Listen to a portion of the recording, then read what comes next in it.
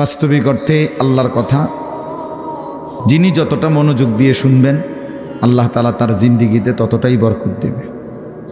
মানুষের পরিবর্তনের জন্য, সংশোধনের জন্য, মানুষের আখেরাতের সুন্দরের জন্য আল্লাহর কথা মনোযোগ দিয়ে শুনতে হয়। রাসূলুল্লাহ সাল্লাল্লাহু আলাইহি সাল্লাম বলছেন, কিছু মানুষ আছে এরকম যে যারা এমন মাটির মতো, যে মাটিটা উঁচু নিচু, যেমন মনে করেন পাহাড়ের গা ভেসে, গা বেয়ে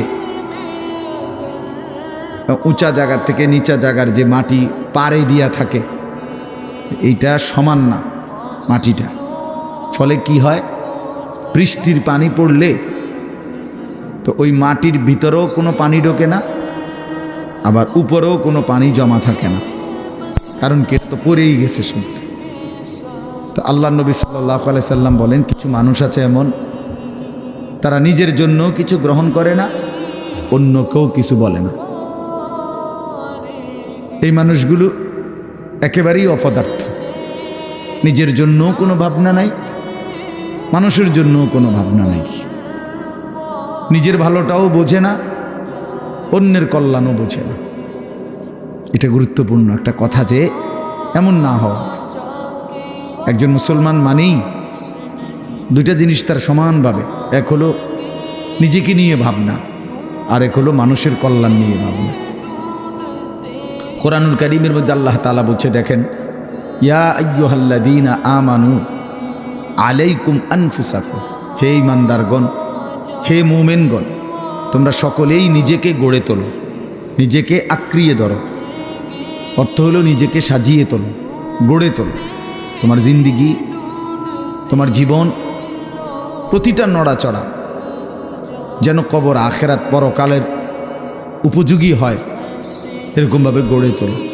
তাহলে নিজের ফিকির করতে বলছে। আবার কোরআনুল কারীমের মধ্যে বলছে আল্লাহ, কুনতুম খায়রা উম্মাতিন উখরিজাত লিন্নাস, তোমরা সর্বশ্রেষ্ঠ উম্মত, তোমাদেরকে বানানোই হয়েছে মানুষের জন্য, মানুষের কল্যাণ, মানুষের ভালো, মানুষের আখেরাত, এর জন্যই তোমাদেরকে বানানো হয়েছে। অর্থাৎ তোমরা মানুষদেরকে আল্লাহর দিকে, কল্যাণের দিকে, আখেরাতের দিকে, পরকালীন মুক্তির দিকে ডাকবে।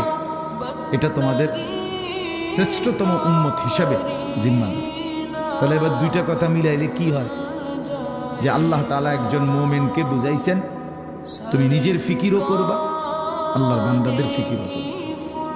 এমন না হওয়া যে মানুষের ফিকির করতে গিয়ে, সংসারের বউ বাচ্চার ফিকির করতে গিয়ে, অথবা এলাকার মানুষের সেবা করতে গিয়ে নিজের নামাজ, নিজের আখেরাত, নিজের হালাল হারামের পার্থক্য সব ভুলে গেছে।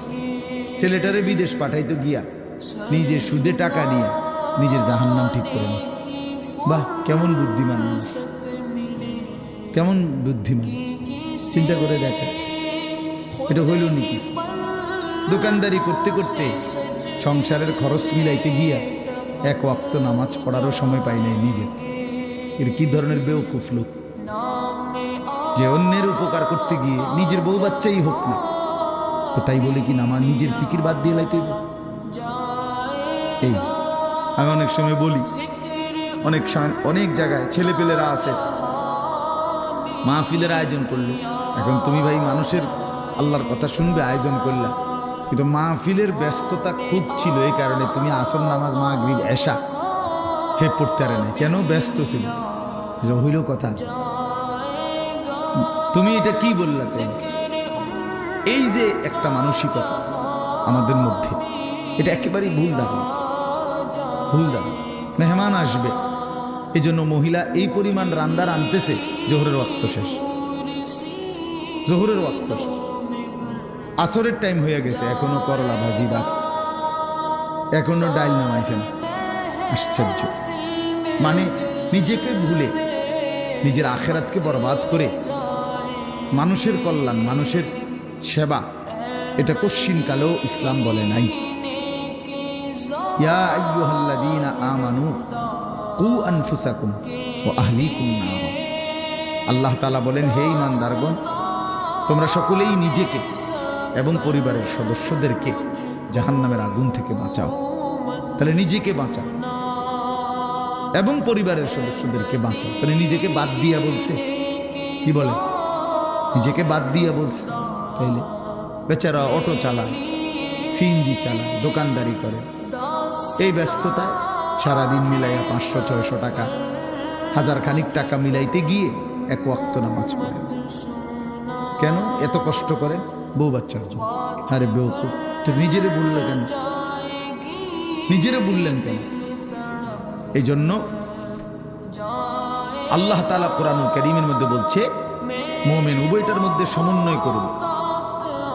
ইল্লাল্লাযীনা আমানু ওয়া আমিলুস সালিহাত। আল্লাহ তাআলা বলেন যে ব্যক্তি পূর্ণ ঈমানদার হলো, মানে নিজেকে পূর্ণ ঈমানওয়ালা বানাইল, ওয়া আমিলুস সালিহাত, এবং সমস্ত নেক আমল করলো, এরপরে ওয়া তাওয়াসাউ বিল হক, অন্যকে ঈমানের দাওয়াত দিল, ওয়া তাওয়াসাউ বিস সাবর, এবং অন্যকে নেক আমলের দাওয়াত দিল। তাহলে প্রথমত নিজের ঈমান ঠিক করলো, নিজের নেক আমল ঠিক করলো, তৃতীয়ত হলো অন্যকে ঈমানের দাওয়াত দিল, অন্যকে নেক আমলের দাওয়াত দিল। আল্লাহ তাআলা বলে এই 4টা জিনিস যার একত্র হলো, আখিরাতের ক্ষতি বরবাদি থেকে সে বেঁচে গেল। সে কি করলো? বেঁচে গেল। বলে নিজেকে বাদ দিয়ে, কথা বলেন না, নিজেকে বাদ দিয়ে, কথাটা জরুরি, এই কথাটা জরুরি। আমার একদিন একজনে বলতেছে যে হুজুর আপনারা যেরকম নামাজ রোজা করে ভালো কাজ করেন, আমরাও তো মেল মিটিং দেন, দরবার, হ্যাঁ, সর্দারি মাতব্বরি করি, মানুষের লগে মীমাংসা করে দেই, এটাও তো কত বড় সোয়াবের কাজ। তার মানে উনি বুঝাইতে চাইতেছে আমরা এই সোয়াবের কাম করতাম কারণেই নামাজ পড়তে রাখি না, আপনি এত বড় সোয়াবের কাজ করার কারণে উনি নামাজের টাইম। পাগল কোথাকার, এটা হইল কথা? এটা কি বললা তুমি? তোমারে বুঝি বলছি আল্লাহ তাআলা যে মেল মিটিং করলে আর নামাজ দুইটা সমান সমান, যে কেউ যদি নামাজ পড়ে তাইলে যেই নেকি, মেল মিটিং করলেও সেই নেকি, কাজে যার যেটা ভাল লাগে নাকি? এইটা নিয়ে কথা ভাই বলেন। এই জন্য বললাম নিজেকে ভুলা না।